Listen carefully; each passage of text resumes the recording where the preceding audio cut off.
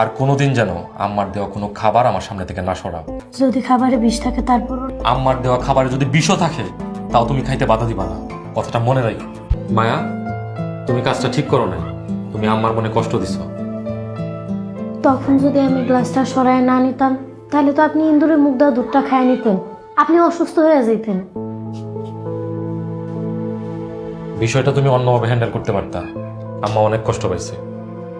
ঠিক আছে, আমি কালকে যাই আমার কাছে মাফ চাই নেব। আর একটা কথা, তুমি গতকাল আম্মার দেওয়া চা আমার সামনে থেকে সরায় নিছো, দয়া করে এইসব বন্ধ করো। আর কোনোদিন যেন আম্মার দেওয়া কোনো খাবার আমার সামনে থেকে না সরাও, কথাটা মনে রাখো। যদি খাবারে বিষ থাকে তারপর এই তুমি কি কইতে চাও? একদম চুপ। আম্মা খাবারে বিষ দিব, তুমি এটা কইতে চাও? মানে আমি বুঝাইতে চাইছি আর কি, ইন্দুর বা বিড়াল মুখ দিলে তো খাবার বিষ হয়ে যায়, খাইতে নেই। চুপ করো। আম্মার দেওয়া খাবারে যদি বিষও থাকে তাও তুমি খাইতে বাধা দিবা না, কথাটা মনে রাখো। শুনেন, আমার অনেক খারাপ লাগতেছে, আমার ভালো লাগতেছে না। মায়া, কি হয়েছে তোমার?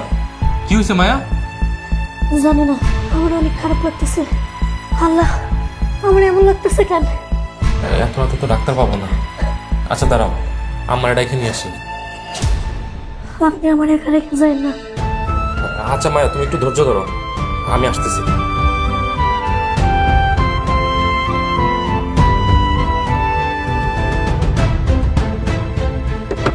আম্মা, আম্মা, আপনি কি ঘুমাইছেন? আম্মা,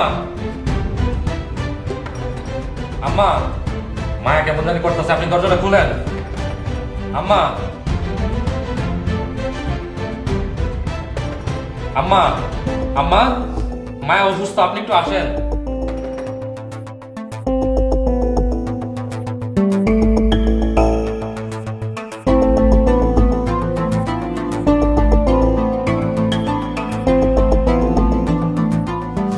মায়া, আম্মারে অনেকক্ষণ ডাকাডাকি করলাম, কোনো সাড়া দেয় না, মনে হয় ঘুমাইছে।